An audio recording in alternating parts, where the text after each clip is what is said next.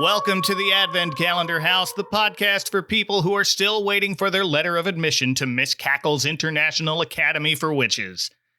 It's our Halloween in July episode, and this year I've brewed up a podcast about everyone's favorite student at a magical boarding school who, in the middle of learning things like broom flying, struggles to fit in while having to deal with a hard-nosed potions teacher and bullying from the golden child whose father will hear about this. No, not that one. We're flying even farther back to 1986 for a special Halloween TV adaptation of The Worst Witch. Growing up isn't easy. Scared of every move you make. How much can a young girl take?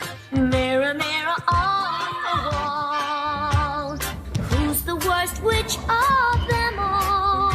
I am semi-professional terror tag loser Mike Westfall, and I've assembled a coven of my favorite podcasting witches. First, calling in from her newly installed cordless broom phone, it's Lindy. Hey, Lindy. Hey, how's it going? Doing well, thank you so much for being here.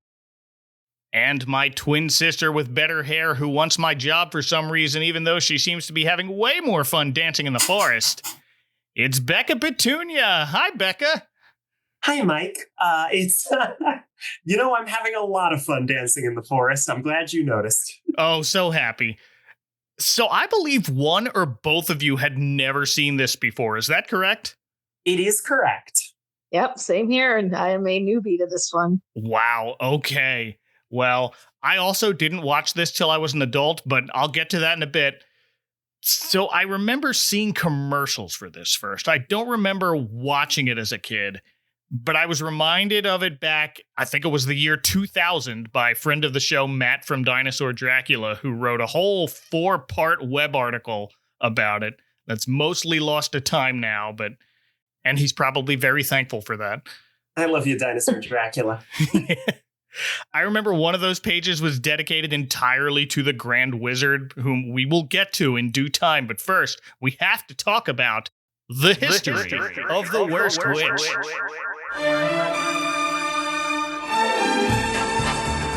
Which was based on a book by British author Jill Murphy, who said she started writing it when she was 14 years old and then, quote, wrote it properly when she was 18.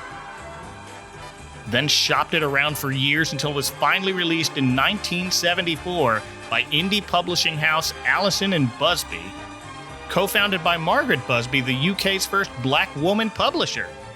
Hey, that's cool. Wow, that's cool. Yeah. Yeah, hey.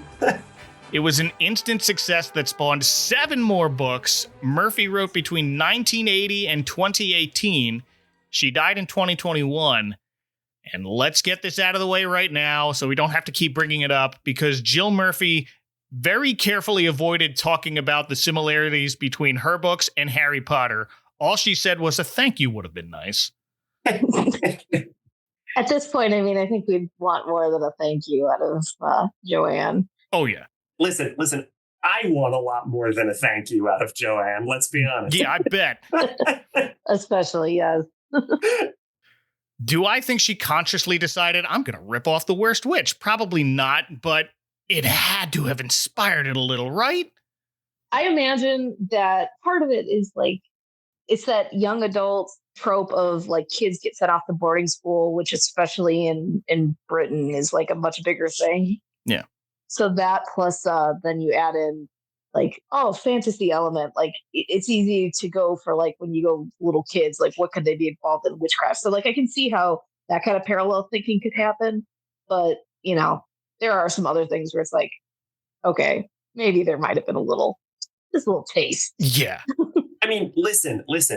Do the rules to terror tag make a lot more sense than the rules to Quidditch? Yes. But, I mean, The Worst Witch was an immediate success in 1974. It sold out in a couple of months. It was well known in the UK. So I think it inspired Potter quite a bit more than, say, The Christmas Toy may or may not have inspired Toy Story. But let's shut up about that for now and talk about this TV movie. And if you have additional thoughts on it as we go, let me know. So, The Worst Witch premiered the day after Halloween on November 1st, 1986, on what was then the UK's Central Independent Television, which is now called ITV1. It's a public television channel. Over here, it only aired on premium cable. It premiered on HBO, and then later was on the Disney Channel, and it ran through the mid-90s on there. And somehow I missed it every time. Starting Dianna Rigg's, long relationship with HBO. Oh, yeah. I remember seeing the promos on Disney. So really up until probably today, assumed it had just been a Disney Channel original movie, especially after the other thing I know Fairuza Balk for at that age was Return to Oz, which was a Disney production. Yeah. It does have that feeling to it, and it fits perfectly on the Disney Channel. But again, I absolutely remember seeing commercials for it, and for some reason just never got around to watching it until I was grown. But like this and the Canterbury Ghosts was like the other one of the movies I thought of that I remember seeing but never actually watching. Okay. But Mike, I assume you don't have any idea of this, but why was it released the day after Halloween? That feels like the kind of blunder you'd expect The Worst Witch to make. I don't know. I didn't find anything on why it was released or anything about the scheduling of it. But yeah, it definitely feels like oops. But I feel like, especially in the 80s, I don't think Halloween was as big a holiday, especially not as it is over here. But it may have been an afterthought, even though Halloween is an essential part of the plot of this. Yeah, I was going to say. But if you want to watch this, there's a copy or two on YouTube. There's a copy on the Internet Archive. It's not officially streaming anywhere. There is something called The Worst Witch on streaming, but that's a whole TV series from 1998. And there were a few more adaptations that I'll get into at the end, but we're watching the 1986 TV movie, and you're going to need to find that on either YouTube or the Internet Archive. And thank goodness it's been well preserved. Those green screen effects, I mean, they stand the test of time, and boy, did they make sure to get their use out of it. There's a lot of that. Well, right out of the gate, we open on this stormy morning at Miss Cackle's International Academy for Witches, which in reality is St. Michael's College in Tenbury Wells, England, which closed the year before this. Closed in 1985. They moved right in. It was just like, all right, let's get filming. You know, one of the interesting things is if it's an international school, everyone there is British. Well, except for our title character has an American accent. But yeah, everybody else. I have a few more things about St. Michael's College. Looks like it had reopened in 1990 and then closed again in 2020 for the same reason everything closed in 2020. But it's been closed ever since. And then, as of January 2024, it is up for sale. So if you're a Worst Witch superfan with millions burning holes in your pockets, it's your lucky day. I'm imagining some, like, really excitable, like, Gen X woman gets a windfall of income, and it's like, oh my God, my day has come. I'm buying this place. You know, Gen X woman with a windfall. This is what Joanne could be doing with her money. Yeah, you know. Buying yet another public address, you mean? Yeah. Well, the first person we meet at Miss Cackle's is the fabulously uncompromising potions teacher, Miss Hardbroom, played by Dianna Rigg. Come along, girls, come along. Hurry up. Just an absolute boss. Oh, yeah. Oh, my goodness, yes. I've got nothing bad to say about Dianna Rigg. No, not at all. And yeah, she was a Bond girl. She was Emma Peel on the British Avengers TV show. But for me, Miss Holiday. Dianna Rigg will always, first and foremost, be Lady Holiday from The Great Muppet Caper. Well, the exposition has to go somewhere, Mike. It sure does. Oh, she is fantastic in this, though. She's the best-looking witch with the stereotypical pointy black hat and cloak and just owns the whole thing. You know, also, as I referenced when I made my HBO joke, she would later turn up on Game of Thrones. Oh, that's right. That's what I was referencing with my HBO joke. Yeah. Was that she would, late in her life, she would be on Game of Thrones. What was it? The Mother of Thorns? Yeah. Yeah. Okay. I didn't watch Game of Thrones, but Neither did I. my spouse is a fan. Okay. I watched it. I forgot a lot of it. Fair. But yeah, Miss Hardbroom flies on her broom to the school's bell tower to wake up the girls to start their day to the music of the most 1986 theme song I have ever heard. Most definitely. Growing up isn't easy. Wish the time would hurry by. Will I ever learn to fly? The moment this theme song started, I was like, oh, this is going to be this kind of movie, isn't it? Oh, yeah.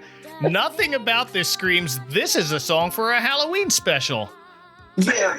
That's one thing that I noticed, and I wrote this multiple times in my notes, but there's very little that is like whimsical or magical about their school and setting. No. It's pretty mundane. Yeah, which is an interesting take, but admittedly, I would also use the word maybe a boring take, and I'm sorry to any Gen X women listening to this.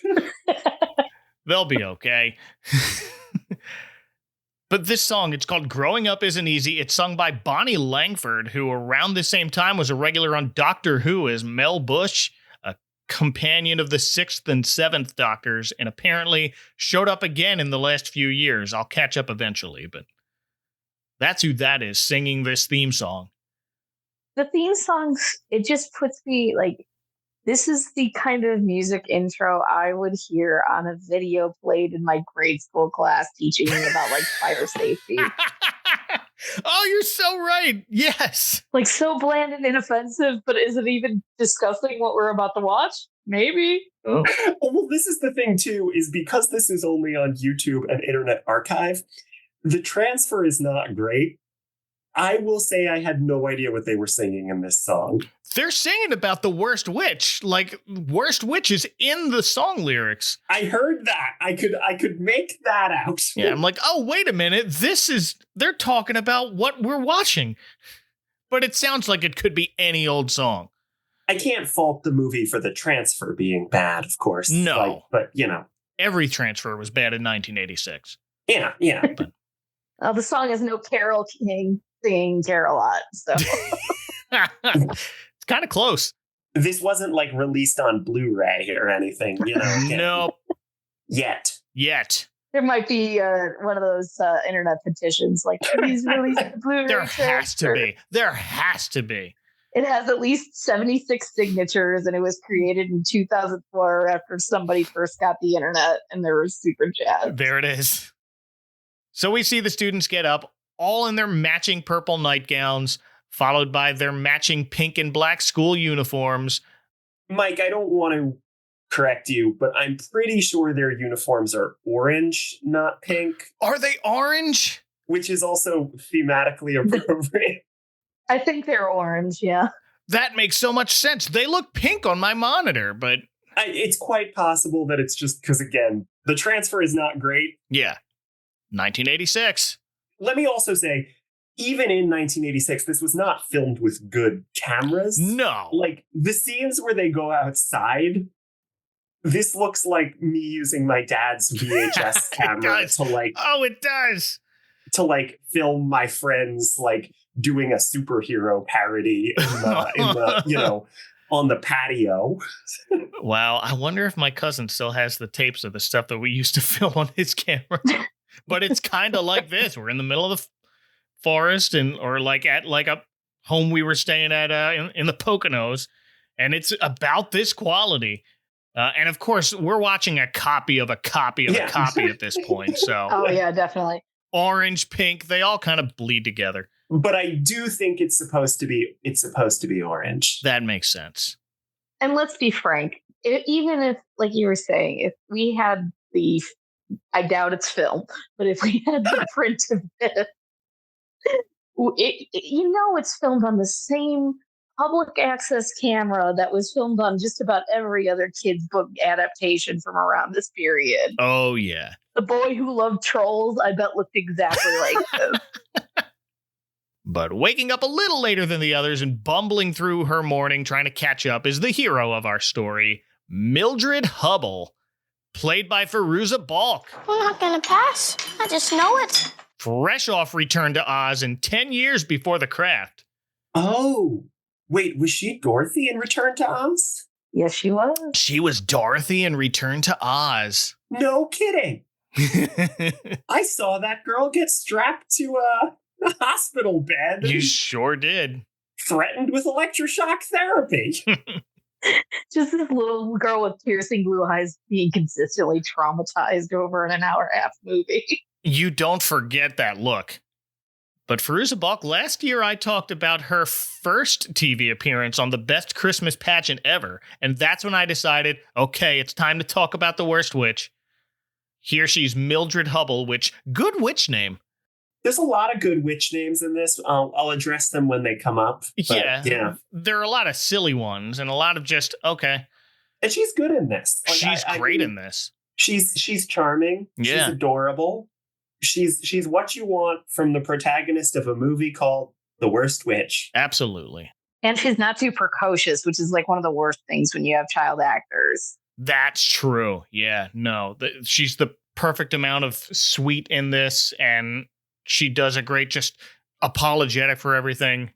Notably, one of the only witches in this special who doesn't even try to do a British accent, so that helps her stand out more as different from the others. We see her running to catch up with everyone, drops her books down the stairs, and then topples into a single-file line of her classmates, knocking them down like dominoes. She's last to arrive to her potions class, along with her best, and it appears only friend at school, Maud Warlock. You nervous about the potion test, Millie? Petrified. But you've learned all the spells. Oh, that's all last night. So HB's gonna yell at me. I just know she is. Better sneak this in with us then. But that's cheating. Right. Not as great of a witch name, but some of these names in this are great. There's a Gloria Hobgoblin. There's a Bubbles Toil. There's one girl who's mentioned later on whose name is, let me make sure I get this right, whose name is Zoe Chantvestry. And I just want to say that I get it, Zoe, because, I'm also something of a Chantvestry. I was about to say, if there's not a drag queen with that name, like, exactly.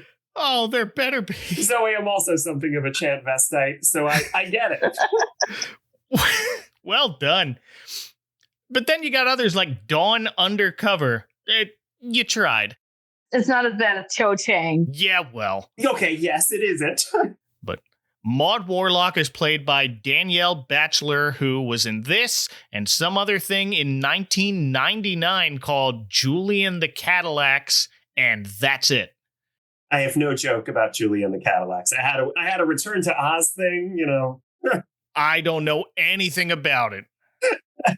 A lot of these are going to be one-off things, and I don't think I'm going to even name all of them, but there are a few that I do want to point out as we go. But they have a test today in potions, and Maud tries to sneak in a textbook to cheat, but Miss Hardbroom catches her immediately. But I'm too busy trying to figure out what's written on the chalkboard. It looks like just a drawing of a cauldron labeled Cauldron, with some wisps of smoke above it labeled air currents, and that's the diagram. We're really starting at the ground floor in terms of teaching these kids about potions. Really? It's like, oh, okay. Miss Hardbroom is testing them today on making a laughter potion, and they have 3 minutes as labeled by a very fancy hourglass labeled 3 minutes. Does Miss Hardbroom have a closet full of different sized hourglasses that measure different amounts of time, like very large tablespoons? Seems very inefficient. I mean, she's a witch. She could technically conjure it up, right? I guess so, yeah. Also, again, it's one of those things, and again, not to keep comparing it to Harry Potter. Again, a series I have very negative feelings towards at this point in my life. Again, for obvious reasons, most of us chant Vestites do. But the point is, I'm going to milk that one for the next 20, 30 years. Do it. But the thing is, like, in Harry Potter, they at least do this thing where it's like, no technology can work in Hogwarts. Right. But like this school just looks like an elementary school in Britain. Like, why isn't there just a clock on the wall? Like, right. It looks like there might have been one and they, at the last minute, just remembered to take it down. There might be a clock somewhere in there and I just didn't notice. Yeah, I just maybe wasn't paying attention, but there's like no attempt, like we said, to make this school whimsical or feel magical. Like, it's just school. Yeah, there are a few posters here and there. There is one thing I do want to point out later when we get to it that looks like, oh, this belongs in a school for witches. But we'll get there. Everything else is just, oh, here's a school with some witches who happen to be in it. Well, I can't stop laughing at the idea that because it's so ordinary, like the next class, Dianna Rigg just walks back in and is like, here's your mimeograph test. I'll be back. Yeah. Don't forget to use a number 2 pencil. No, not a magical pencil, just a number 2 pencil. Yeah, no cheating. Make the marks heavy and dark. Let's go. I mean, they lose, again, jumping ahead, but like they lose even the idea of like witch celebrities to such an extent that the worst witch has a poster of Aladdin Sane era David Bowie in her room. Yeah, they do. That's all they could find. And I mean, perfect example, but that's all you got. Set dressing was not a thing for, well, I almost said the BBC, but close enough for ITV. Even less so for ITV. Yeah. So the whole class is teamed up in partners, and they all get to work on their potions. Mildred and Maud start adding ingredients like toadworts and lizard's eyes, your standard all-natural ingredients, but Mildred tells Maud to add more pondweed than they need, and that turns their potion from pink to green. And while the other teams are starting to test theirs and getting to giggle fits because it's a laughter potion, Mildred and Maud instead turn invisible. Yet Miss Hardbroom doesn't seem to have any trouble staring into their souls as she sends them to Miss Cackle's office to explain why she failed her potions test so miserably. What kind of school sends you to a principal's office because you failed something? I was about to say that. That's not what you send them to the principal's office for. You failed a test. Slow down a second, because I want to be clear. They don't disappear. They cease to exist to such a point that their feet are no longer attached. Yeah. And there's like a running gag about that. And I don't even know what that means. I was sitting there and I'm like, so they just don't exist? It's very weird. Yeah, they begin reappearing again gradually, starting with just their heads seeming to float above their seats. And then the next part of them to reappear are their shoes. So they have this big negative space in between them, and then the shoes are just on different sides of them. They have to swap their shoes, their entire legs, from the ankles down, because Mildred's appeared on Maud's side, and you know what? Don't think about it. Well, it's clear they didn't either, so. Yeah, well, it was for the gag. It's a crazy magic school. With mimeographs. Yeah. By the way, Miss Hardbroom dismisses the class. That was short, a 3-minute post, and they're done for the morning. Then she gets up and walks out of the classroom, leaving a bunch of unattended children having potion-induced fits of laughter next to hot cauldrons. She tells them, like, be sure to turn off your Bunsen burners. And I did think it was interesting, again, speaking about how, like, not magical this school is, that, like, it's not like, be sure to turn off your fire. Right. No, they have Bunsen burners. It's connected to like the school's gas line, I guess. Like that's how it was in my classroom. You know? Right. So yeah, leave these kids having giggle fits because that's the potion they made unattended as you leave. But everything's fine. That's why they had the diagram on the chalkboard about the airflow. Oh, cauldron. Yeah. Oh, okay. That's what that's for. Okay. I'm glad you remembered cauldron. So off to the headmistress's office goes Mildred, and Miss Cackle is played by Charlotte Rae, Mrs. Garrett from The Facts of Life. Oh, dear, Mildred. Oh, dear. You must be the worst witch in the entire school. And this is shortly after she left that show. Yeah, I know. It's weird. Like, I know because of trivia that she was on The Facts of Life. That was like one of those things that people always bring it up, and I'm like, I have no idea what you're talking about. I know it was a show. I don't know why it was significant. I remember watching pieces of it. Like, I don't have like heartfelt feelings for The Facts of Life, but it was definitely on my TV when I was very young. It's just one of those things where, like, in comparison to, like, say, MASH. Like, I didn't watch MASH, but like, I have a concept of why it was so big and like the big finale and stuff. But like, yeah. Anyway, sorry, weird sequitur. Continue. No, all good.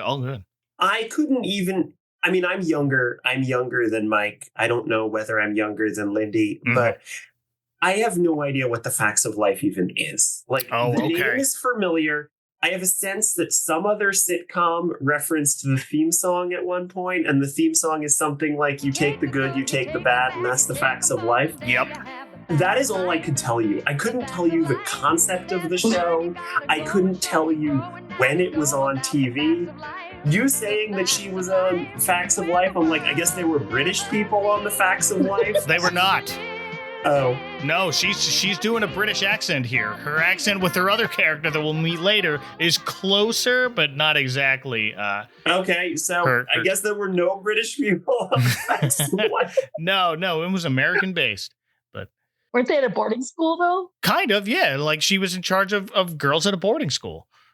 Yes, she's got a character archetype. Yeah, and then they wrote out her character with a wedding and then sending the newly married couple to Africa with the Peace Corps. And that's how they wrote her off and then did 2 more seasons. But Miss Cackle, this is her school. At first, I assumed she was the same Miss Cackle whose name's on the side, but which also says the school was founded in 1604. So I thought, is she 400 years old? She is very old, though. She's very old. Yeah. I mean, again, I think they're like vaguely using Sabrina the Teenage Witch logic, or I guess Sabrina the Teenage Witch is using Worst Witch logic, where it's like Aunt Hilda and Aunt Zelda have been around since like the 1600s. We see in flashbacks. Yeah. And they look amazing. I know. I wish I could look as good as Aunt Hilda and Aunt Zelda. Yeah. And we later find out that her mother founded the school, so this Miss Cackle is probably only in her 380s. And she doesn't look a day over 200. But she looks great, makes a fabulous, kindly old headmistress here. Tells Mildred she knows it's her first year at the academy, but she needs to apply herself better. And then she just straight up tells her, you must be the worst witch in this entire school. Ouch. Gee, thanks. So Mike knows this, Lindy, you may not. I'm a teacher by trade when I'm not writing articles about the Muppets and podcasting about the Muppets. Let me just explain. I'm going to point this out a couple times in this, but this is not a good way to be a teacher. Like, nope. to turn to a student and say that they are the worst student in the entire school. I try not to do that. Please don't do that. You don't have parent-teacher conferences where you sit everybody down and go, I'm sorry to say that your child is goon brain and he just sucks. Yeah, I mean, just sucks. Nothing I can do about it. Sometimes we just are goon brains. It just happens. You're hopeless, sorry. But Mildred promises to try harder, and Miss Cackle gently encourages her, then jokingly asks, was I nasty enough for you? Yes, you called her the worst student in the entire school. But she did it sweetly. Walk to the door together right as we hear a crash on the roof. Miss Cackle explains it's her niece, Donna, whom we saw Miss Cackle on the phone with a moment ago. She mentions she's 136 years old and still acts like a teenager. Donna called on her new Broom phone, so she was probably flying distracted. Don't do that. I love Donna. I wrote down in my notebook, Donna rules, but I kept waiting for Donna to be important to the plot. I know! Donna has like 3 or 4 more lines in this, and they could have cut her out. I'm glad they didn't, because Donna rules, but not enough Donna. That's the problem. There's so many characters in this. This movie is only an hour and 9 minutes long with credits. Yeah, and they're trying to fit in every character as they can from the book, I guess. And just like, okay, Donna existed. We got to write her in there. So they did, but she does nothing. I had a little accident, but I'm okay. Bye. Hey, Auntie. Sorry about the window. She's played by Kate Buckley, who has 2 other one-off appearances listed on IMDb in the 80s, and that's it. But I may have found out why that's it. This is quite a story. So first off, that's a stage name. Her real name is Pamela Thomas. Her real name was Pamela Thomas, but when she went to join the British Actors Union Equity, there was already an actress named Pamela Thomas, so she used her middle name, Kate, and her mother's maiden name, Buckley. This is a common thing. The most famous examples I can think of actors having to change their name because someone else in the union is like that is Michael Keaton. His real name is Michael Douglas. They already got one of those. You have to change your name. David Bowie's real name is David Jones. Nope, that's a monkey. Pick something else. So she's Kate Buckley for a few years, then took a break from acting, moved to America, and then, whoops, let her union membership lapse. And when she moved back and tried to rejoin the union, another actress had registered as Kate Buckley. Wait. So they purged the actor names like they're deceased if they don't sign back up to the union? I guess you have to stay registered, like registering a trademark. It's called show business, Lindy, not show friendship. Anyway, now she's known as Pam Jones. No longer acting, she's a ceramic artist, and a pretty good one. That was quite an adventure. She's got a gallery online. I'll put it in the show notes. Well, go Pam Jones. But that's Donna. She was just here to make a smoky crash landing entrance, and that's really it for now.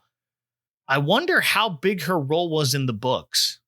Now I want to read the book. Let me. So while we're recording, I'm going to see if it's on Libby, the New York Public Library app. Hey, probably.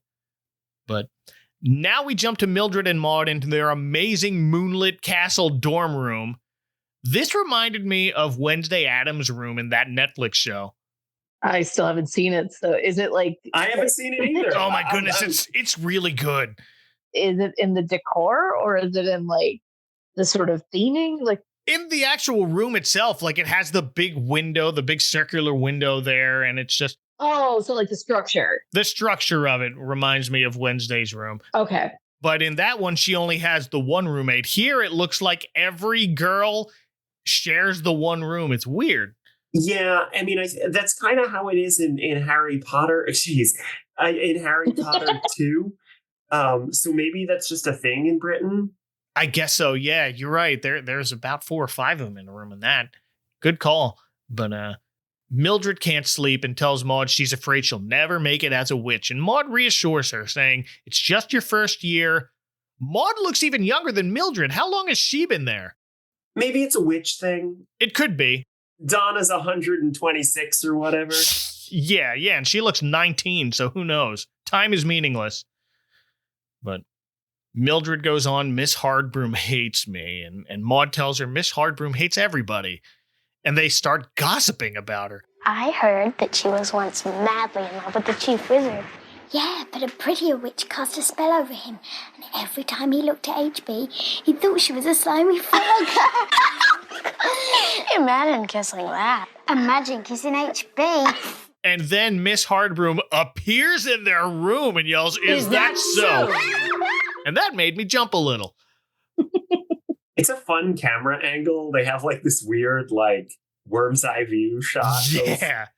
of Dianna Rigg or whatever. But like, just fun fact, also not a good thing to do as a teacher. Nope. Appear in your students' bedrooms unannounced. No, don't do that. That's something I definitely don't do. Good. Yeah. No, you can get fired for that blunder. But she tells them to stop spreading gossip about matters which do not concern them and go back to bed. And the girls jump under their covers, which have cute little pink pentagram stars on them. I did like that. Those were pretty dope. I mean, no shade to Mildred, but like after about 4 minutes of screen time, I kind of just want to miss Hard Broom series. You know, she's just so cool. She is so cool. Next morning, the whole school's gathered in the main hallway as Miss Cackle leads them in some morning assembly where they sing the school song.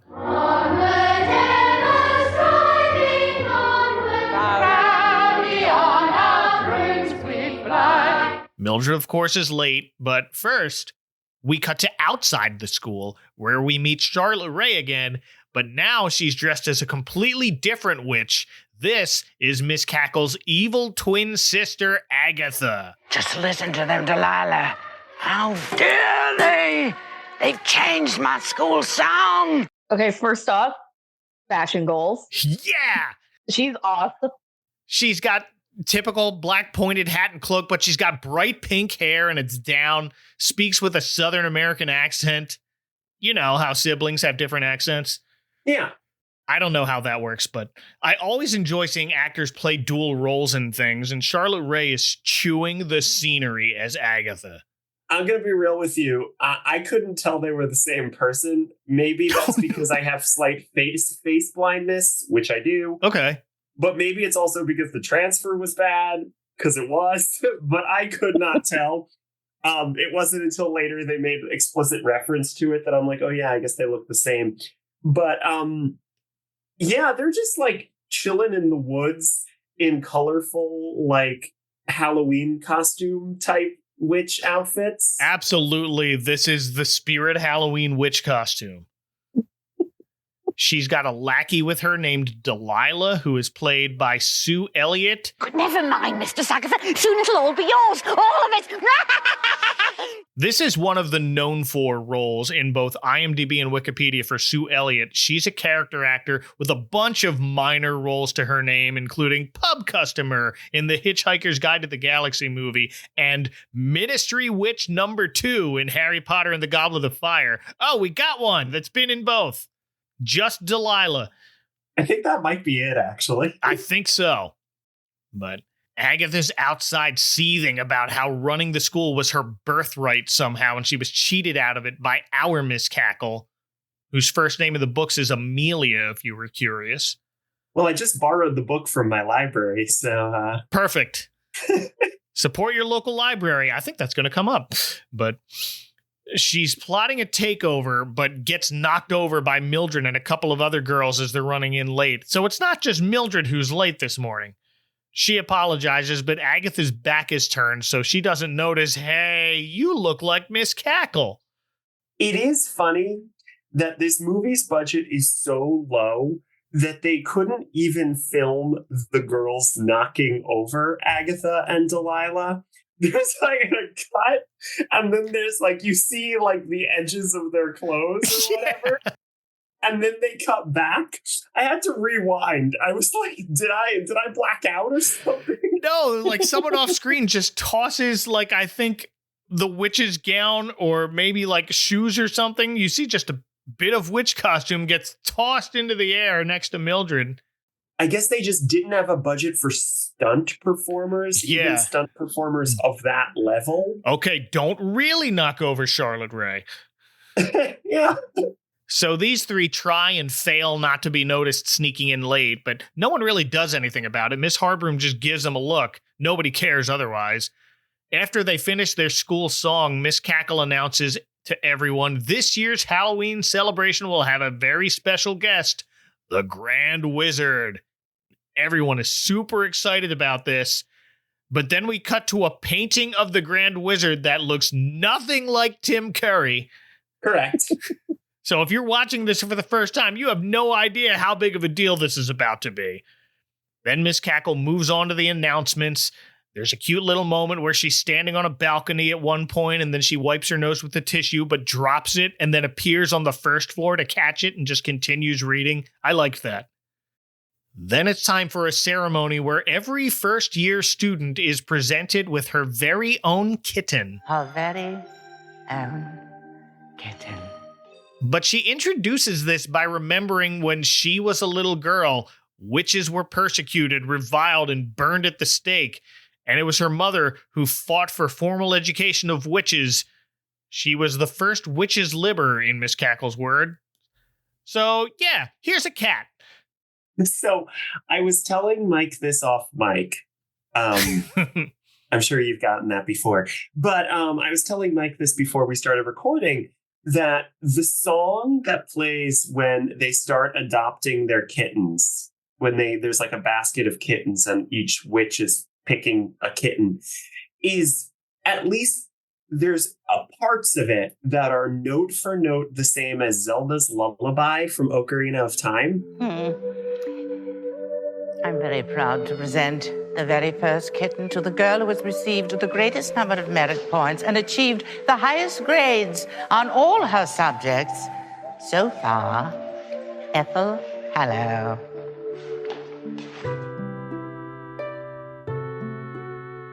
Both my spouse and I noticed that independently, so I know it's not just me.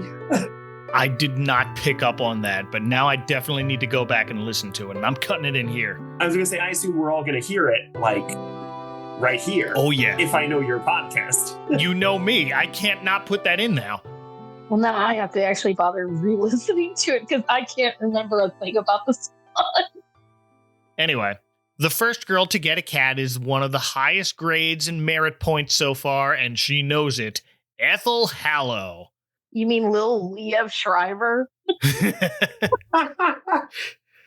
Wow, she does have his face, and I didn't notice that. She looks just like a little, like you shrunk Liev Shriver down and put his face on a little girl. Like I couldn't not see it the entire time. Wow. Yeah, it's the eyes. It's absolutely the eyes. This is our I'm Better Than Everyone rival character, played by Anna Kipling, who looks like she's channeled some bully in her personal life and loving every minute of revenge by acting. Look out, girls. It's Mildred, the disaster area. I will also say this bully and worst witch dynamic really evoked Luz and Amity from early episodes of Owl House. Oh, so wow. Yeah. I really think it is genuinely possible that was intentional on the part of the Owl House team. I wouldn't be surprised if they were big fans of this movie at the time. You know what? Oh, that makes so much sense. Wow. Okay, I'm glad I'm not the only person who saw Owl House like comparisons, but I didn't know how familiar it was because I know Mike's kid likes the show, but I didn't know if he actually watched it. But like the sister thing, and yeah. I've seen enough of it. Like, no, at one point we got really vested in it over a summer, but I have a King sticker on my desk here. Good. Oh, cute. We have a Hootie plush on our TV stand. Nice. Okay. But Anna Kipling is best known for this. She was apparently also in the movie Legend, but only appears in a director's cut as Fairy Firelight Dancer. It has been too long since I've watched Legend. I'll have to look out for her if I can find that director's cut. I don't think you could even tell. I just tried to rewatch it. Now, granted, I did not grow up with the film, so I don't have the lens of nostalgia. But like, one, that is an interesting movie. Like, Tim Curry's amazing. I grew up with Legend, so even that was one of the first movies I watched where I was like, I must have been 6 or 7 when I first watched it, and I thought it was an interesting movie then, but it was up my alley.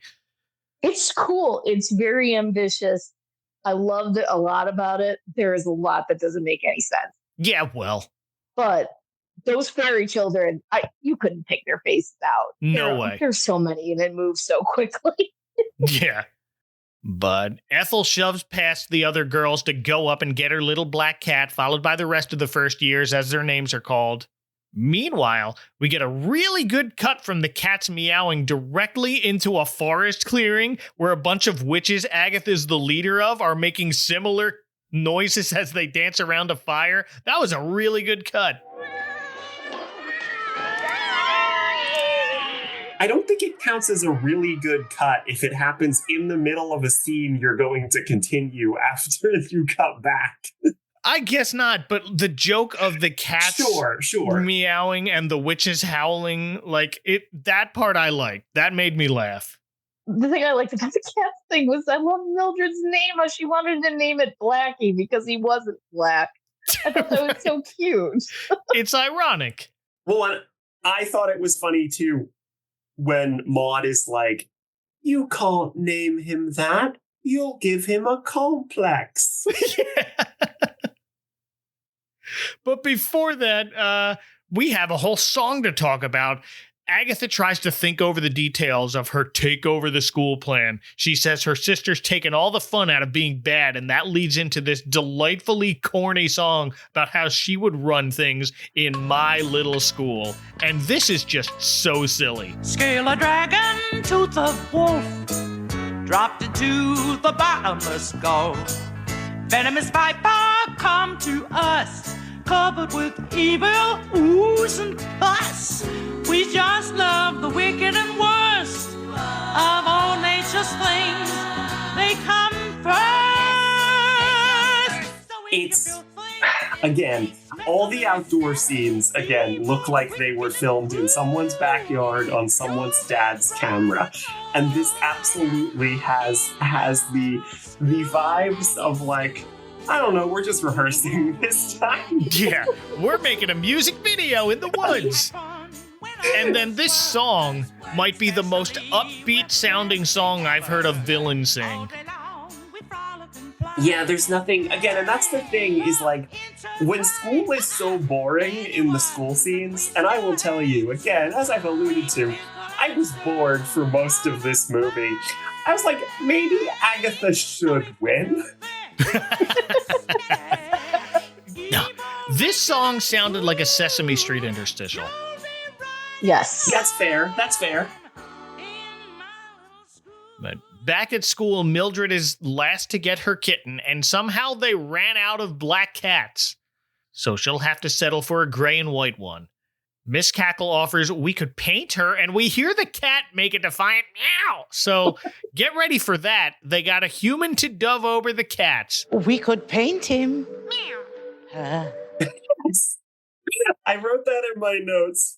Was it Frank Welker? It's not Frank Welker. I wish it was Frank Welker. It's no. definitely not Frank Welker. Frank Welker can sound like a cat. He's already at this point been doing Mad Cat for a few years. They just got like some guy on the street to just go like meow, meow, Yeah. meow. I'm sorry to say I do not have a voice credit for the cat, but it's very obvious very quickly. But yeah, here's where she wants to name it Blackie to be ironic. But she might get a complex about it. So instead, she names her Tabby, but I don't think it's a Tabby either. It's not. Okay. It's not. I was like, great. Now it's going to get a complex either way. Right. But the first thing the girls need to do with their cats is train them to fly with them on their broomsticks. So it's flying lesson time. With Miss Spellbinder, who might be my favorite in this only because of her outfit. Yes. She's got this bright red aviator superhero outfit with, imagine if Spider-Man wore a cape and also flew a plane in World War I. That's a great description, Mel. Yeah, it's got the webbing and it's red, but it's a cape. And Miss Spellbinder is played by Sabina Franklin. Mildred, the kittens are supposed to ride on the broom. I know, Miss Spellbinder. It's just that Tabby finds it so difficult. Of course it's difficult. That's why we're here, to learn. IMDb said she's best known from a 1980 miniseries of Pride and Prejudice as Jane Bennett. And all of her photos on IMDb, besides her headshot, are either screenshots from that or screenshots from this wearing this outfit. Because it's good. And she doesn't change into anything else later for the Halloween celebration or anything. She's rocking this outfit the whole time. Do you know she's a baddie? That's right. This is not the girls' first flying lesson. They all seem to have a bit of a hang of it, including Mildred at first. But instead of having Tabby balance on the broom, she's riding in a little satchel, which is apparently cheating somehow. You'd think witches would like cheating. You would think, but Ethel immediately snitches on Mildred to Miss Spellbinder out loud in front of everyone. Someone should inform these witches that snitches get stitches. You've been planning that one for a while, huh, Westfall? Sure have. Oh, yeah, no. According to Mildred, Tabby is finding it difficult to balance on the broom, and Miss Spellbinder tells her, well, that's why you're here, to learn. But then she adds, for the time being, your cat can ride in the satchel. I guess because it's not a black cat, and maybe black cats are inherently better at broom balancing? I don't know. I mean, I have a black cat. He's just really good at eating hair ties and puking on the floor. You know, like cats. You're going to give this cat a complex, Mike. Too late. This flying lesson is mostly, watch me, kids, and Miss Spellbinder gets like a 2-minute sequence of her flying around the countryside to breathtaking synth music. It's so amazing because they want us to be astounded by this, but the effects are so bad that not only is it green screen, but most of the time she's only partly on the frame. So like they didn't even bother to like elevate her and then green screen it out. Like you just like see her from the shoulders up like she's a Muppet, and it's like, yeah, right. It doesn't. It looks like they put in a Rick Wakeman, like from the guy from Yes, the keyboard, as like one of his music videos. We're wow. Like, here's this like B-roll I had. Here you go. Oh, all that's missing is like the repeating shadow. That's a deep cut reference there, Lindy. Wow. They show her showing off by standing on the broomstick, but of course you only see her feet. You don't want to get a stunt person to stand on a broomstick in a blank room in front of a green screen. Yeah, you don't see her from the ankles up when she does that. No, you just see her like balancing with her arms out. And then it's just, okay, your turn. And something about Tabby in that satchel makes Mildred lose control and fly right into the bell tower. And Miss Spellbinder thinks, oh, it's the end of class, so she dismisses them. Meanwhile, Mildred crash lands in the woods, and the whole time Tabby's just, meow. Oh, Tabby, I can't keep it steady. I know what happened. She didn't. It's not Tabby. She got Toonses. Oh no! Toonses. She got Toonses. That explains everything. Toonses, no! We then get a quick scene of Miss Hardbroom in Miss Cackle's office talking down Mildred and talking up Ethel, who's apparently the latest in a long line of witches from the proud and distinguished Hallow family. But Miss Cackle admits she never cared for them much. This is the part where I was like, this is getting too familiar and too much like Harry Potter. But also Owl House, again, for what it's worth. But also Owl House, yeah. And then I started to realize, you know what? That's the plot of every school story. Like, that's the thing is, again, like, they're all working with certain tropes, but also, yes, I think the author of Worst Witch is right to have wanted Joanne to thank her. Oh, yeah, absolutely. Moving on, it's now lunchtime, and Ethel decides to continue being awful by stuffing something in a piece of bread and tossing it in Mildred's glass of, quote, bug juice, which is clearly just water. Oh my God, you said bug juice. I thought they said it was blood juice. I'm like, oh my God. I'm like, that's really morbid for like a kid's thing, but I guess they're witches. Right. But again, it couldn't be too interesting. They couldn't even just put green food dye in the... No, just like use Gatorade or something. Yeah, that's true. It's not dye. It's regular old drinking water. Not even a label. It's just a picture of, oh, here's some bug juice because we're witches. Maud decides to be a pal and get up and get a pitcher, but she bumps into Mildred while sitting back down, causing her to spill the pitcher, and another girl falls to the ground, and it looks like she's bleeding at first. And everyone freaks out for a second before realizing, nope, it's ketchup, ha.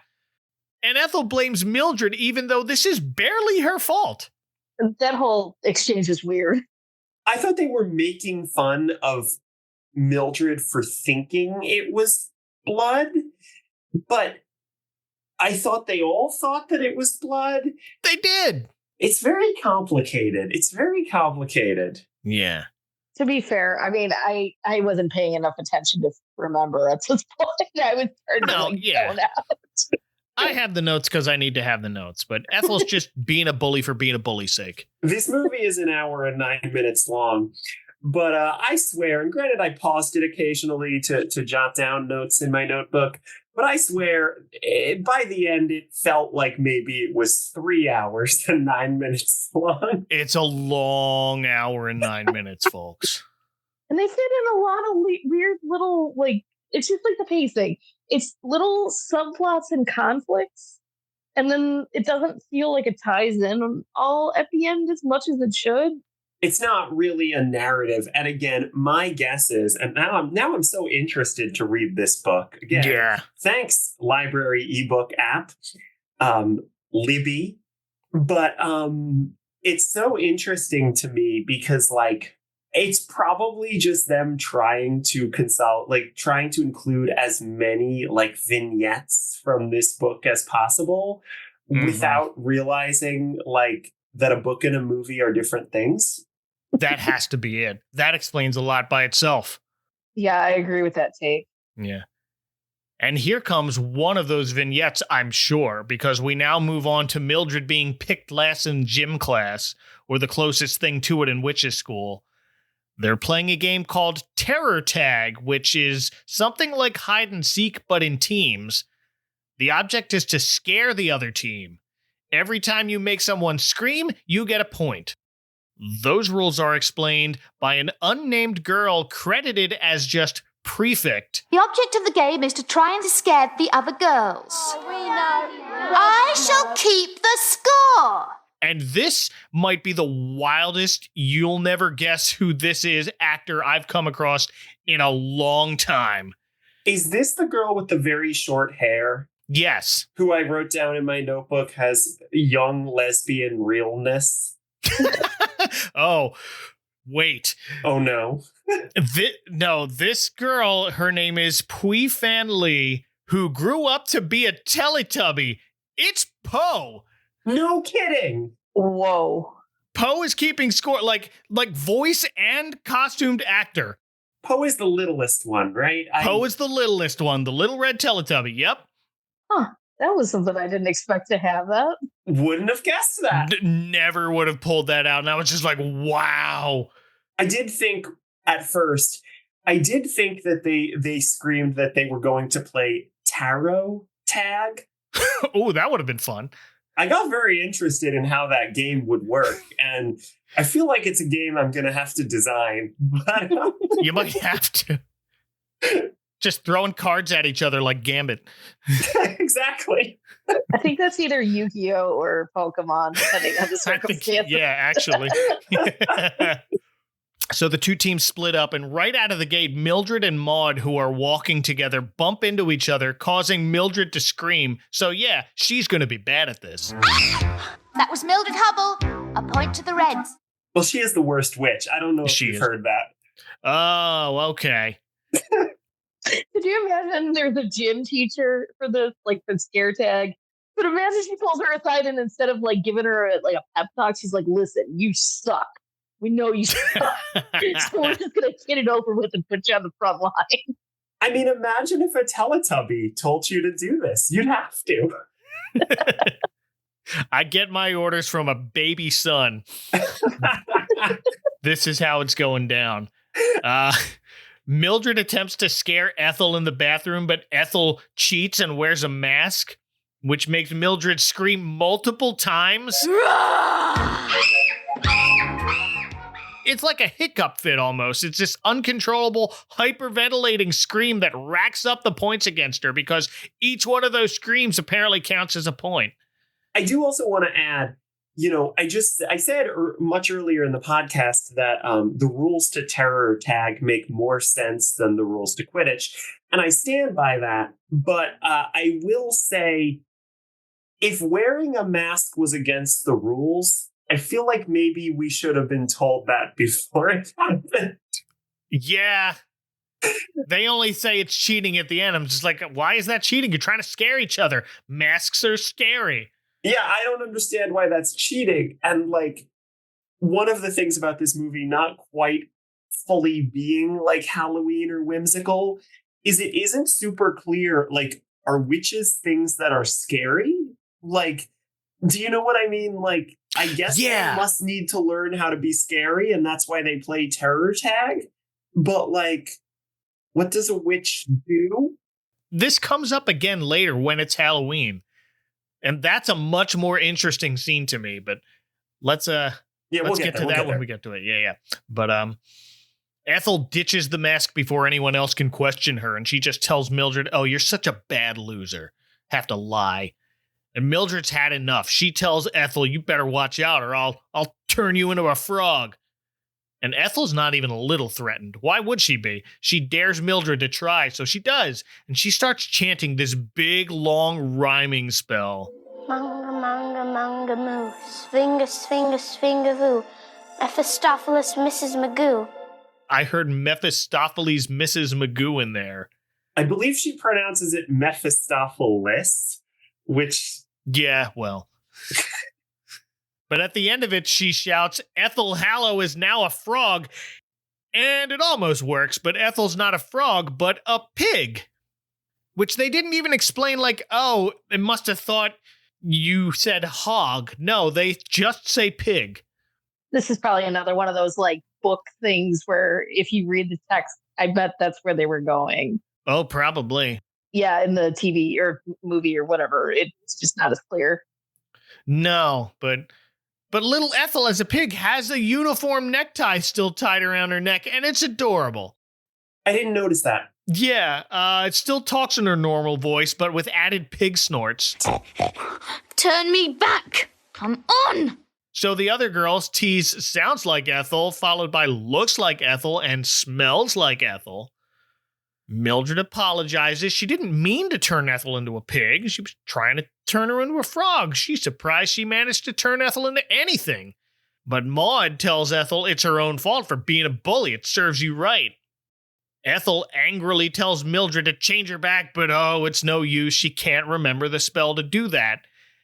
And right about now is when Miss Hardbroom appears in a whirlwind through the hallway, and it's this cheesy 80s whirlwind where they just rotate her image on the screen. It's very fun. She also appears intrigued that Mildred managed to turn Ethel into a pig and uses this as a learning experience for the whole class and tells Mildred to change her back. But she doesn't know how. She tried to say the spell backwards. And Miss Hardbroom says, well, of course that doesn't work. If that's all it took, anyone could do it. So she tells Mildred to take Ethel to the library and look up the reversal spell. And yes, she says it strictly, but this is a good reason. Don't know the answer to something? Consult your local library. That's good teaching. Okay, but also a student is a pig, so maybe you want to intervene right now. Yeah. She could have gone up there too, or at least taught her how to do it. But I mean, she did leave children in a room with cauldrons unattended. I mean, I figure if they know how to do transfiguration, she figures it's not an emergency. Witches always be leaving kids places. Ethel is not used to getting laughed at, so this little piggy stops and lies down sulking in the middle of the hallway. While Mildred tells her not to be so sensitive. They're not laughing at you, they just weren't expecting to see a pig. And also you smell. But they make it to the library and the reversal spell's even longer. And it's written in like Crayola marker in this book. But ever so slowly, Ethel starts to change back, starting with her shoes. Again with the shoes. And then her eyes, in case you want nightmares of a close-up of a pig's face with human eyes. Oh, I hated that. Yes, it was gross. Until finally she's changed back, but still standing on all fours now on top of the table, and now screaming at Mildred. You've been expelled for this, Mildred Hubble! My father's on the board of wizards. Remember the skull and skeleton said? I'm gonna tell him what you did! Which again, I think is a common trope of a character in every boarding school story. Not just the two obvious ones, but I thought of the two obvious ones. But Ethel storms off and we cut back to class where the girls are passing around a photo of the Grand Wizard. And here's where we first see, oh snap, that's Tim Curry. Yeah, it is. They're passing around this photo and fawning over it, and it's 1986 Tim Curry, so I get it. But then Miss Hardbroom takes the photo, and even she has to catch her breath. We will all have our chance to meet the Grand Wizard. I must sit down for a moment. She tells her class how important it is that he's chosen to be at their school on Halloween. And this class has been selected to present a broom flying display for the Grand Wizard's visit. So she'll be holding tryouts on Friday after school and makes it a point to call out Mildred, telling her she'll have to radically improve to even be considered for the team. I don't think that was necessary. Not a good thing to say to your students. No. But here's what I was talking about earlier about the one accessory that they put in one of these classrooms to make it look like it's a witch's school. The chalkboard behind Miss Harbroom in this classroom is also in the shape of a pentagram. Kind of surprised they let all these pentagrams on TV. Like, I mean, I don't care, obviously, but like, I'm surprised that parents in the 80s didn't throw fits about it. I wonder if it just wasn't a thing in the UK. Did the UK not have a satanic panic?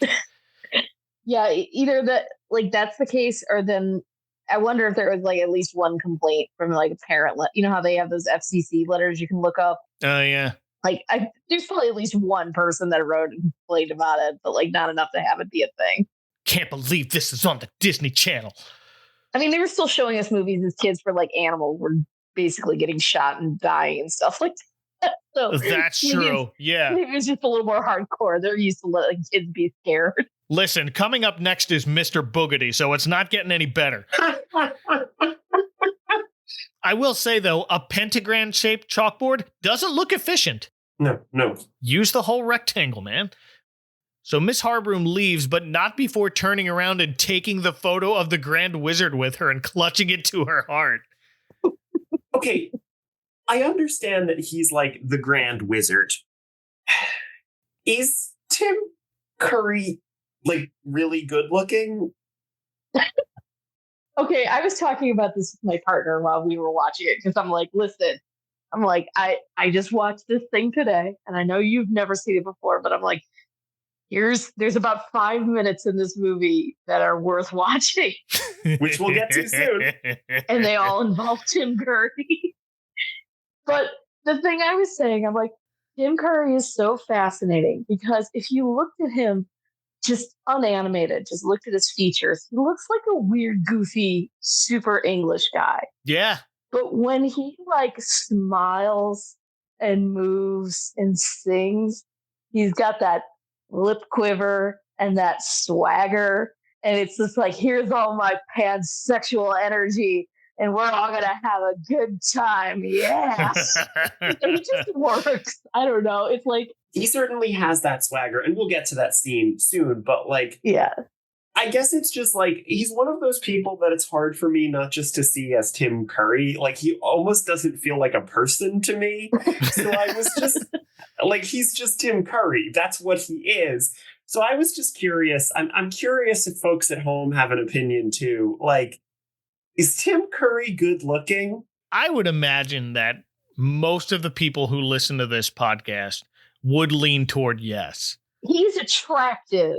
It's just this sort of audience where it's just like, yeah, he's attractive. He's attractive. Is he good looking? He's good looking enough. Okay. I'll take it. Good looking enough for the Grand Wizard. Yes. Yeah, sure. As the Grand Wizard, he looks better than he usually does, I'll say. That too. After these messages, we'll be right back. Hi there, I'm Dumpy the Pumpkin. Carvel's Halloween ice cream cake. I weigh 44 ounces and serve 10 to 12 people. Having a Halloween party? I'm Wiki the Witch, and I weigh 45 ounces. We're both made fresh daily at your participating Carvel ice cream store. You want to send one to a friend? Please phone 800-327-GIFT and Call a Cake honors most major credit cards. Thank you. On May 12th, 2023, the beloved legendary kingdom of Hyrule was torn apart by an ancient evil, tasking adventurers around the world to repair Zelda's revered realm. 1 year later, we invite you to gear up once more as we dive headfirst into this epic quest in Season 5 of the Hyrule Podcasters! That's right, the Ganon Battling Bros are back with another season, joining the 20 million gamers who fell in love with The Legend of Zelda Tears of the Kingdom. And this time, to complete the Triforce of podcasting, they're bringing along a special guest. Their mom! That was good. We did that. That was perfect. Enjoy brilliant insights. If you have a ruby and you put it at the end of one of your weapons, it will melt it. Riveting battle. There you go. Oh, he's right there. Oh. Ancient wisdom. This chime, my understanding is that is Fee from Skyward Sword. And more! And the best part is, all you need are a set of ears. So if you're looking for the Zelda experience but are too busy typing away at your desk, cooking dubious food, hiking through your own lost woods, or just feel like giving your overworked gaming ultra hands a rest, this podcast is for you. Whether you've put in 100 hours, dabbled in the main quest, or are just now picking up the controller for the first time, check out the Hyrule Podcaster! Ultra Pod! Exploring a torn kingdom. Starting May 12th, every other week, available wherever you listen.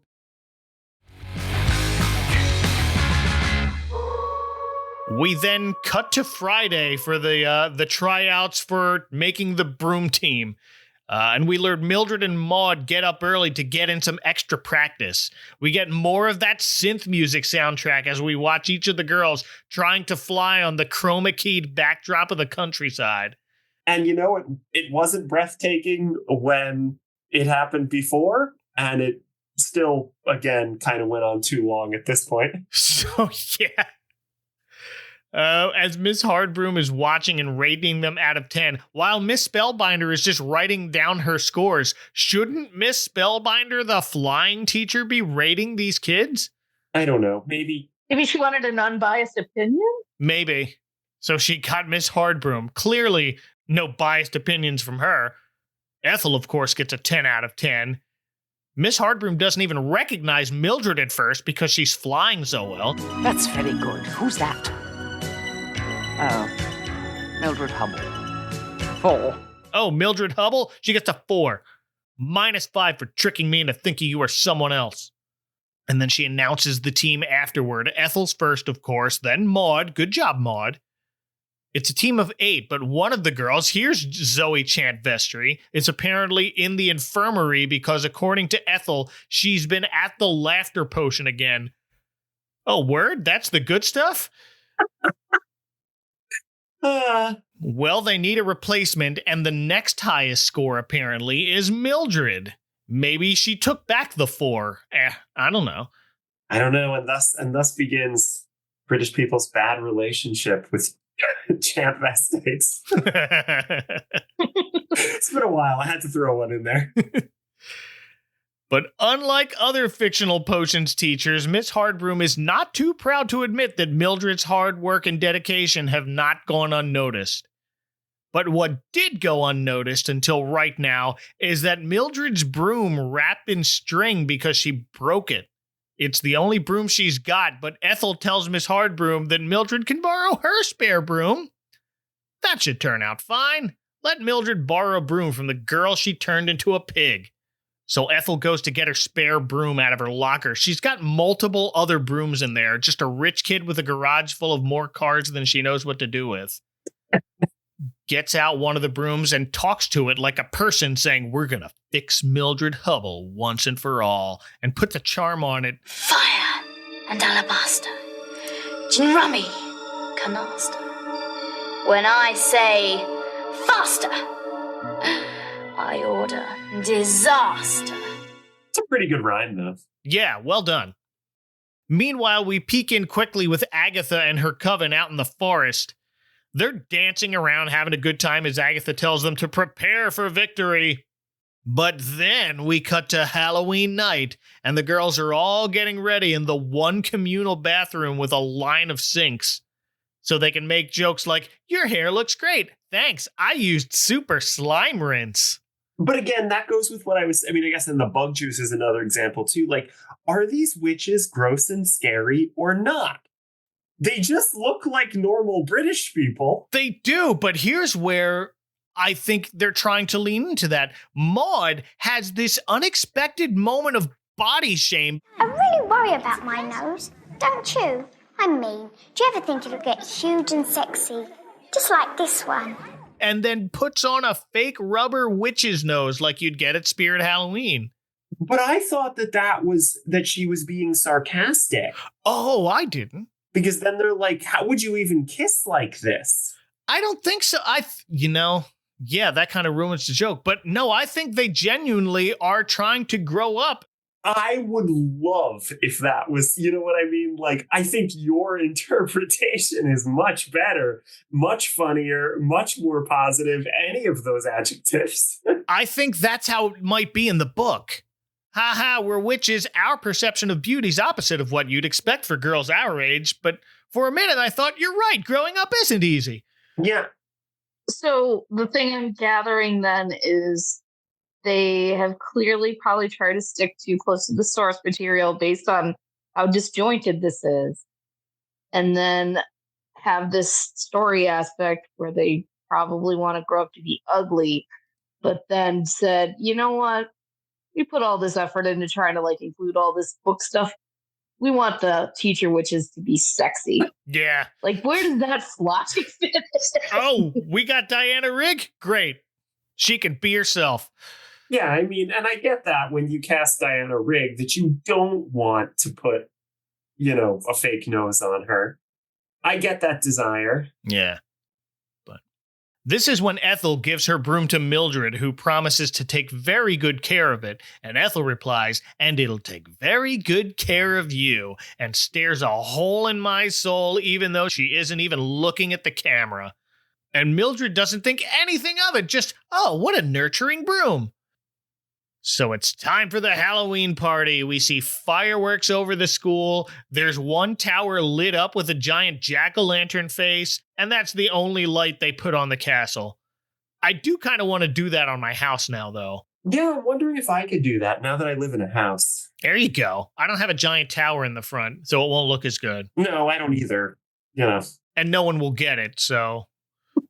Everyone's looking toward the sky, waiting for the Grand Wizard, and as Maud observes, wizards, they're always late. Got him. But Donna's back in her only other appearance. Miss Cackle comments that she wishes Donna wasn't dressed so flashy. We don't really see what Donna is dressed like, though. No, it's dark. Yeah. She's over next to Miss Spellbinder, who, reminder, is the best dressed witch here, and confidently asks her, Do you think Big Daddy Wiz will like the rags? No. Well, that is the most look at me, I'm hip with the youths line. Mike, do you think that Big Daddy Wiz will like the rags? Well, as Miss Spellbinder just replies to her, no. Big Daddy Wiz. How do you do, fellow kids? But here he comes, flying through the fog and the fireworks as the Grand Wizard. But he doesn't fly in on a broom. He swoops in with his arms spread out like a bat and this ginormous cape. It is the biggest cape I have ever seen. Which is like white and pink pearlescent. Yeah, it's multicolored, almost rainbow pastel. Looks like he's hang gliding. This might be Tim Curry's best movie entrance. I'd sign for that. Standing on a castle balcony in front of a strobe light and iconically tells the witches of Miss Cackle's Academy, remember, girls, show the world. Let them know it's Halloween. And he launches right into what's basically an amazingly trippy music video as he sings Anything Can Happen on Halloween. Anything can happen on Halloween. Your dog could turn into a cat.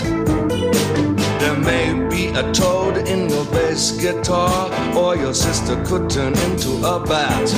This is the best part of the entire thing. Like, I'm not even joking.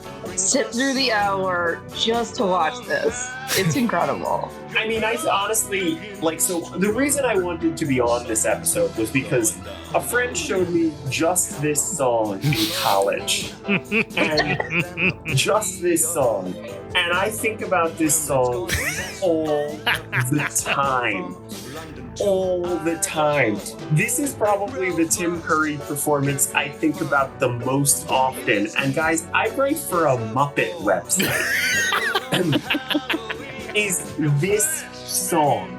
At this point, I brought it up in an episode of Moving Right Along, although I'm not sure if that was even in the final cut, but I was like, no, guys, you got to remember, Tim Curry did a musical about 10 years prior to this one, The Worst Witch, because I can't forget this song.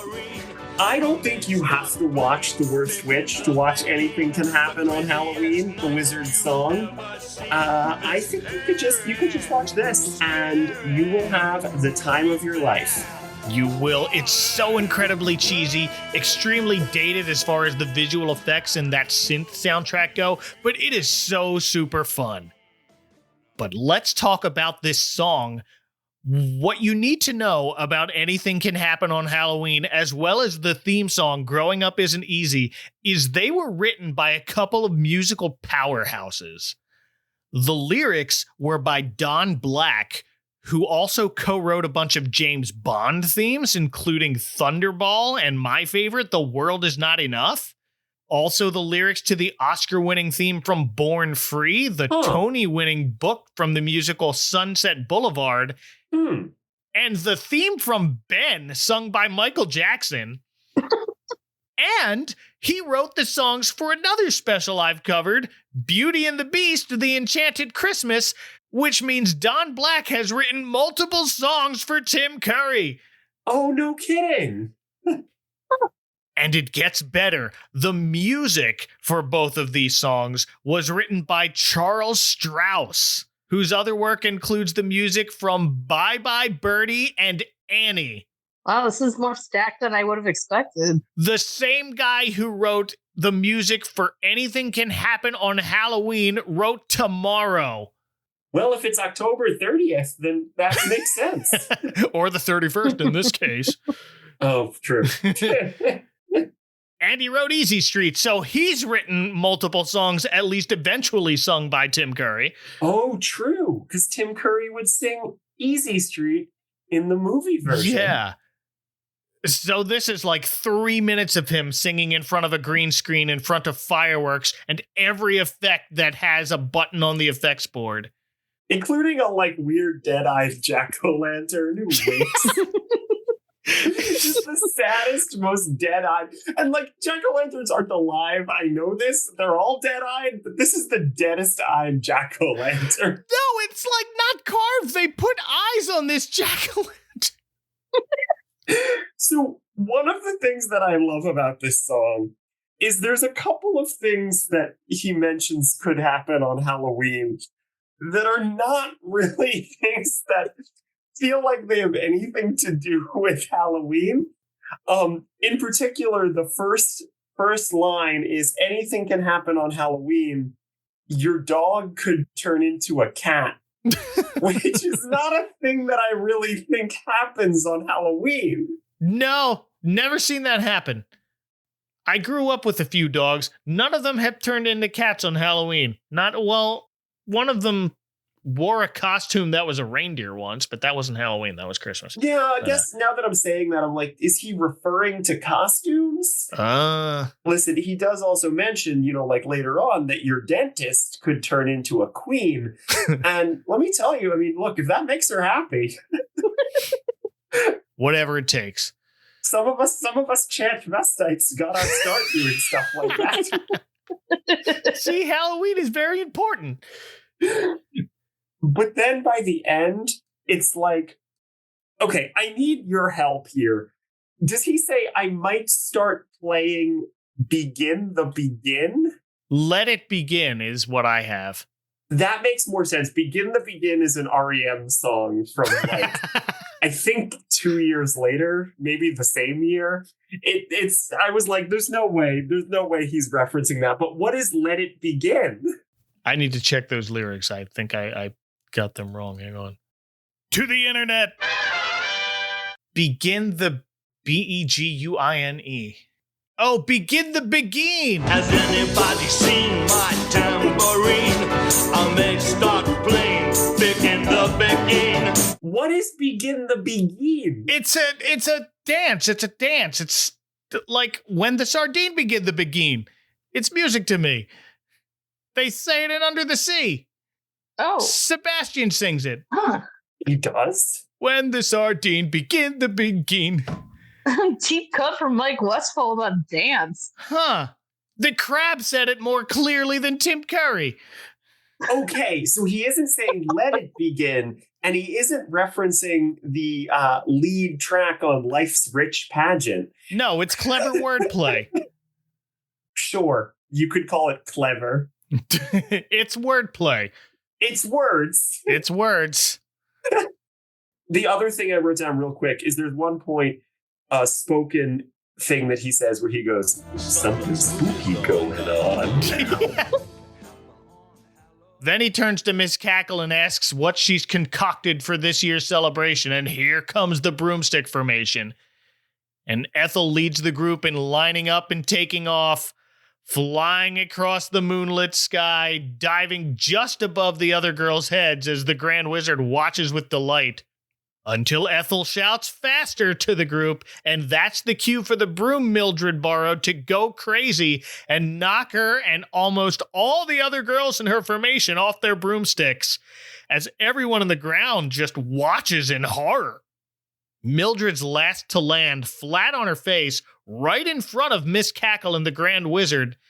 She immediately apologizes. She doesn't know what happened, but too late. Miss Hardbroom angrily tells her she was a fool to trust Mildred. And an equally upset Miss Cackle tells Mildred to go back to the castle. She's to go to bed without supper, and Miss Cackle will see her in her office tomorrow morning. And as Mildred walks off camera, the Grand Wizard tells Miss Cackle, If these are the witches of the future, I hate to think what the future will bring.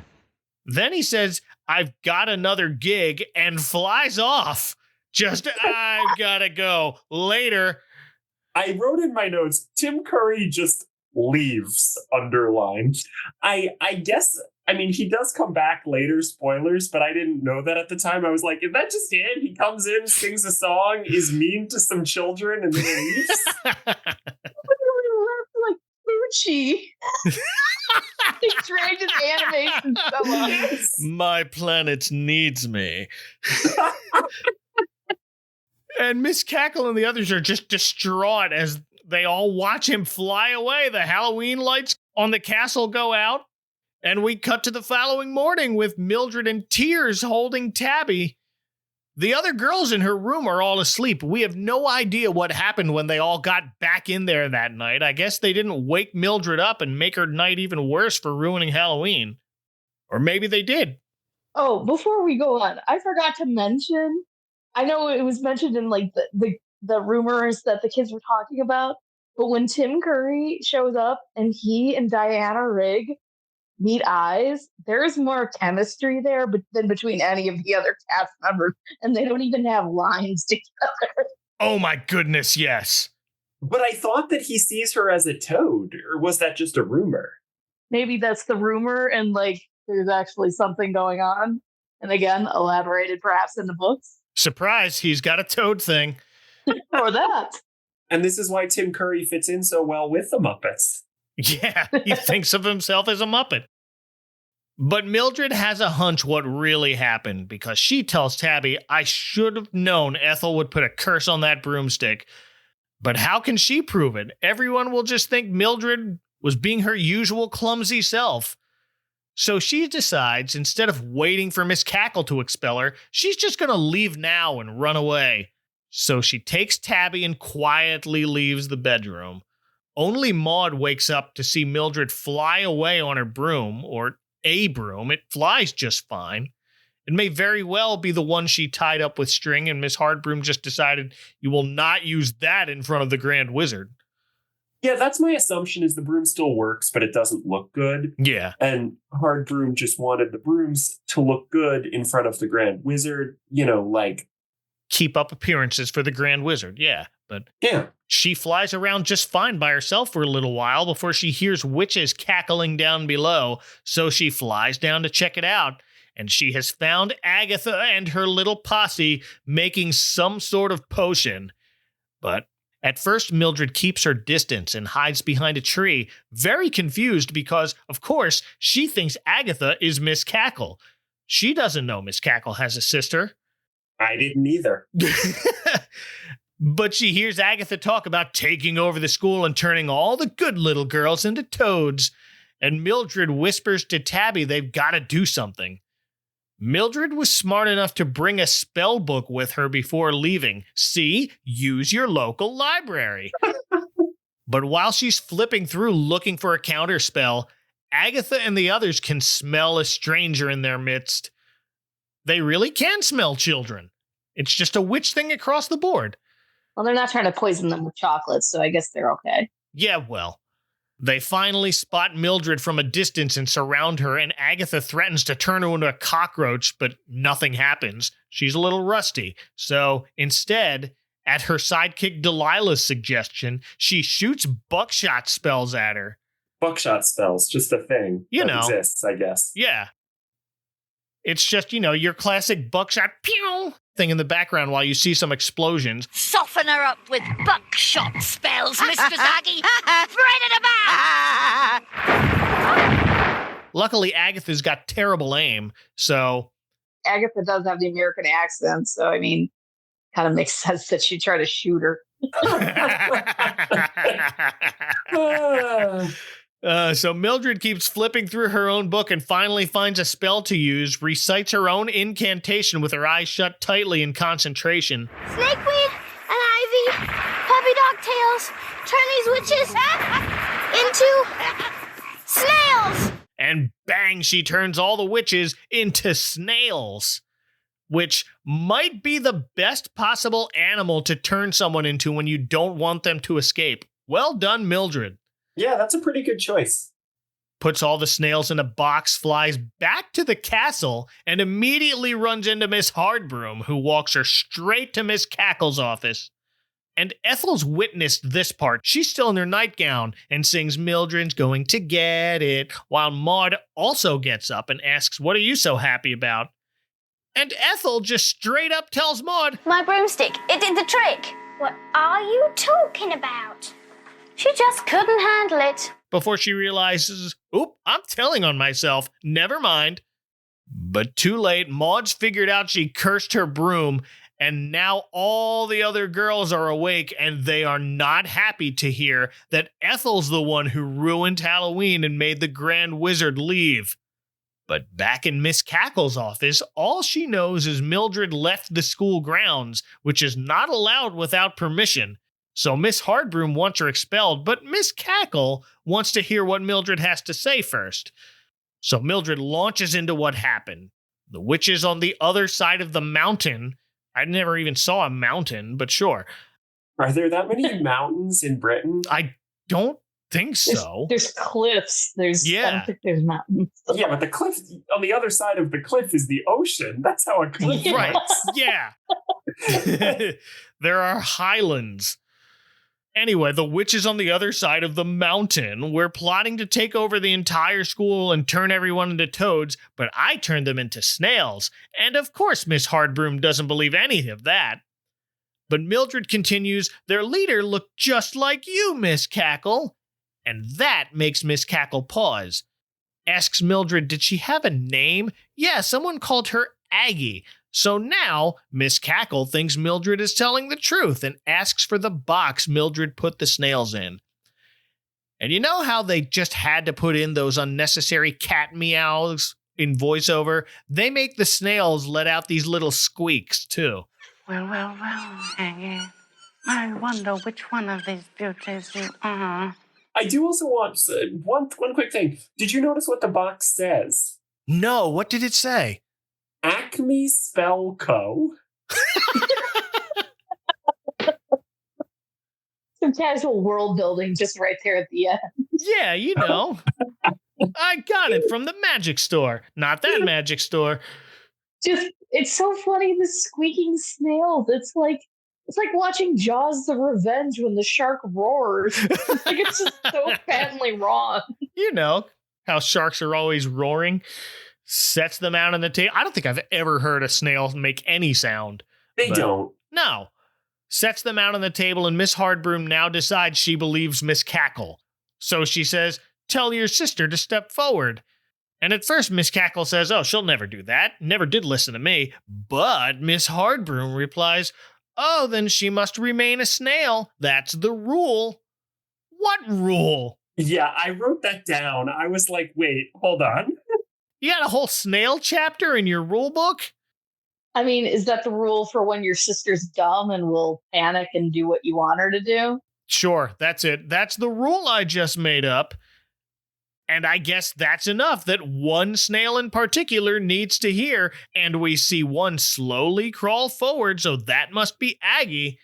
So Miss Cackle's convinced now, and she asks Mildred to change them back. Mildred, of course, isn't sure she can do that, but Miss Cackle says, of course you can. And even Miss Hardbroom now repeats, of course you can, dear. I've been quite hard on you, Mildred. But I wouldn't have troubled if I hadn't always thought you had potential. No, you didn't. Shut up. You wanted to expel her a minute ago. No, you're just saving face because now you know this girl could turn you into a snail and would feel no remorse about it. Yeah. No, you don't get to be Mr. Feeney. He never gave Corey a bad grade for being Corey. See, I understood that reference. There you go. But those words of encouragement are enough for Mildred to give it a try, closes her eyes in concentration, thinks up a rhyme on her own to turn those snailies back to hags. She shrieks that part. Untongue nipples and nags, turn those snailies back to hags! And with a poof, the snails turned back into their own witchy selves, including Agatha, who's still lying on the table on her tummy, as her sister put it. Miss Cackle just sits with a wry smile on her face as Agatha tells her, I won't forget this, sister. You've humiliated me for the last time. Then turns to Mildred, and they all just hiss at her. We'll get you for this. And Mildred just smiles at him like she's trying to hold in a laugh and shakes her head. They don't do anything. They just make faces at her before Miss Cackle blows a whistle and tells her sister to shut up. Then tells Mildred to run along and get some rest. And that's the end of the scene. Yep. Oh, the part with Mildred, anyway. Mildred leaves the room, and then Miss Cackle stands up from her chair and shouts, now what in the name of Halloween do you think you are doing? And apparently she grows larger as she stands up. We don't see her. We just see a large shadow loom over Agatha and the other witches as they cower in fear. I do want to start saying, what in the name of Halloween are you doing more often? Yeah, make it a thing. Yeah, I think I could be the one to bring that back. Bring it back. Thank you, Becca. They don't do any fun split spring shenanigans here. I was disappointed. I mean, they blew all the budget on the green screen, so I guess so. Yeah. Agatha talks to the camera on one side of the room. Miss Cackle talks to the camera on the other side. You're right. They used all the special effects on Anything Can Happen on Halloween. There was a winking pumpkin. That cost 2/3 of the budget. Yeah. Got to make that pumpkin wink. But now we cut back to Mildred's room. She's taking a nap. But Maud comes in and tells her to come down to the Great Hall. Miss Cackle's waiting for her. So she runs downstairs and into the Great Hall to find the whole school is waiting for her. And the Grand Wizard is back. Tells Mildred to come forward as all the other girls erupt in applause. Almost all the other girls. Ethel doesn't applaud. We see her sulking in the corner. How dare anyone else get more attention than she does? Ethel is the not remorseful bully. So, like, no. Ethel just sucks. Yep. Right up to the end. But the Grand Wizard in front of everyone announces once in a purple moon. Okay. I wrote that down. Once in a purple moon, there is a special young witch who shines above the rest. Often she goes unnoticed because she's out of step. I have seen this girl trying to fly. Oh, yes, I have.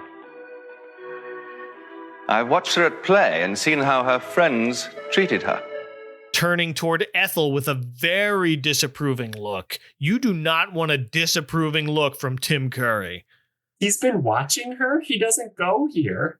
Right. Where is he watching her from? What does the Grand Wizard get to do? And why is it got to be a Grand Wizard in charge of a bunch of witches? What's up with why aren't there more witches on the council? Yeah, what is this? But I guess that's what he meant earlier when he said, if this is the future of witches, I hate to see what the future of witches brings. He wasn't talking about Mildred. He was talking about Ethel being a jerk. Oh, I didn't get that. Okay, that's clever. Anyway, he continues. A true witch has witchcraft in her at all times.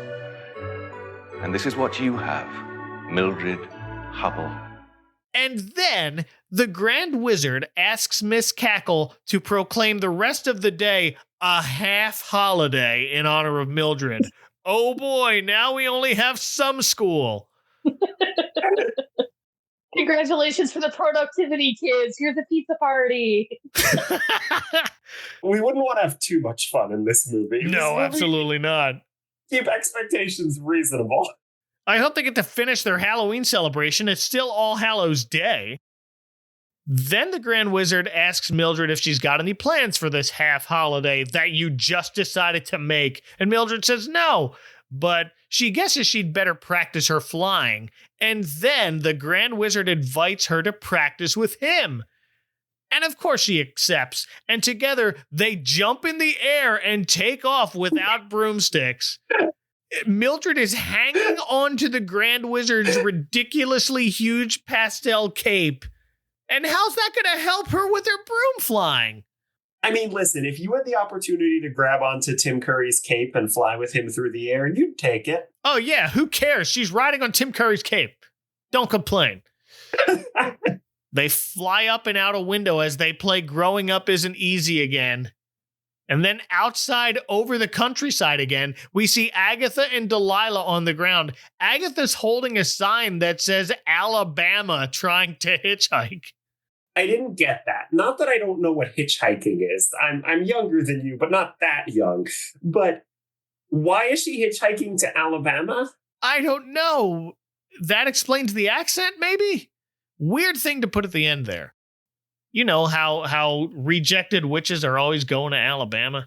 Yeah, that stereotype we all know. Right, yeah. For a second there, I thought maybe it was something like, you know how like in old Looney Tunes, Bugs Bunny would always be going to like Albuquerque or something else. Like, oh, it's a funny sounding place. But like, I mean, I don't know. Alabama doesn't sound that weird to me, but I guess I'm American, so maybe that's the difference. Maybe. I don't know. Yeah, maybe if you're British, Alabama sounds hilarious. But that's it. The credits roll now as Mildred and the Grand Wizard fly off into the sunset and perhaps further to the one place that hasn't been corrupted by capitalism. Space! So sadly, Jill Murphy was not a fan of this movie, said it was terribly disappointed, and had an appalling script and weak special effects. Gee! Yeah, she's probably right, but I still had fun watching it. I mean, my take is, I'm very glad I finally watched the movie The Worst Witch. I know this movie is important to a lot of people. Again, I missed out. It wasn't part of my childhood. But you know what? You know what is worth it? You know what is not the worst part of The Worst Witch? Anything can happen on Halloween. Just watch that, folks. This is one of those that when you got those nostalgia goggles on, like, I'm sure it really hit some good close places to the heart. And unfortunately, I am not one of those people who had knowledge or had seen this movie as a kid. So to me, I was bored. I agree with Becca. You tube anything can happen on Halloween, and don't sit through the other 90-some minutes. But or not even 90. Geez, 109. But yeah, it's there's things to appreciate. I appreciate some of the goofiness. I appreciate the fact that, like, you know, it seems like it's a very cute book series. But yeah, I would say if you're trying to find something new for Halloween to mix it up, maybe try something else. Maybe. Well, to that end, the Worst Witch books have been adapted multiple times since this. First, there was a TV series in the UK that started in 1998, ran for 3 seasons, and co-starred Felicity Jones as Ethel. That looks interesting. But then that went so well, it spun off into another series in 2001 called Weird Sister College, where Mildred and Ethel are roommates and eventually become friends. So yeah, the losing Amity thing happens. Oh my God, they were roommates. They were roommates. They were roommates. That was 2001. In 2005, they spun it off again into the new Worst Witch, following the adventures of Mildred's younger cousin, Hetty Hubble. Who's also the Worst Witch, somehow. Who's also the Worst Witch. And finally, the longest running of the bunch, they rebooted the Worst Witch, co-produced by Netflix, which ran from 2017 to 2020, starring Bella Ramsey as Mildred. It looks like you might be able to access Weird Sister Weird Sister College on the internet. Oh, wow. So, yeah, I mean, look, let me tell you, these screenshots look bad. 2001, yeah, I mean, that's like TV green screen, too, so probably a much lower budget, and they had to write much longer scripts. But as for this one that we watched, this is a classic example of look at this corny thing from my childhood, but don't hate it too much because it's important to me for some people. I think it's very sweet. I'm glad I watched it again. I'm going to show it to my kids before they get into those limbo teenage years where they think everything's dumb. But I think they'll appreciate this. And thank you all for sitting a spell with me to appreciate it too. Yeah, anytime. Yeah, thank you. Thank you for inviting me. I mean, listen, is this as good as Elmo Says Boo, the Halloween special you should have covered? No, but we'll get there. No, I'm not upset I watched it. I agree that there's charm, so I'm happy to have done this. Thank you so much.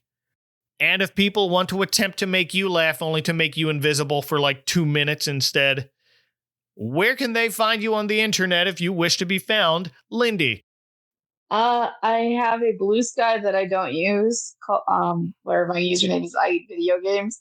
I also still have a Twitter under that, though I don't think I have access to it anymore, nor will I be seeking that. So I guess try Blue Sky if you really need to talk to me. There we go. And Becca. In theory, I'm on social media. X at Uncle Petunio with an O at the end, like the flower, except with an O instead of an A. And then on every non-Twitter social media at Tall Girl Petunia. And that time the flower is spelled correctly. But like I always say, best place to find me is over at Tough Pigs, the website for Muppet fans who grew up. I am a writer there and occasionally do art and podcasting. Hubble, which Mike was on our Halloween episode. Becca Says Boo. Mike was a blast to have on that show. Check that episode out. That show is over. It's on indefinite hiatus, but I'm working on some new podcast stuff that I think everybody's going to enjoy, that I don't want to spoil yet. And of course, you can always find me on the Tough Pigs Discord, which I co-run. And we'd love to have you there and chatting about, I don't know, which Muppet you would cast as Ethel. Which Muppet would I cast as Ethel? Sam the Eagle. That's the only one who could be nearly as sour. I don't think I can come up with a better answer than that. But y'all, please check out all of those things. You can find those links in the show notes of this episode. And to find me on the internet, just go to adventcalendar.house and you can take it from there. I believe in you. Tune in next time when we switch back to Christmas for another nightmare of an episode. Until then, for Lindy and Becca, from right behind you in your room because I heard you talking about me, this is Mike Westfall saying careful of the icy patch, and remember girls, show the world. Let them know it's Halloween. Good night, y'all. Doesn't anyone know why?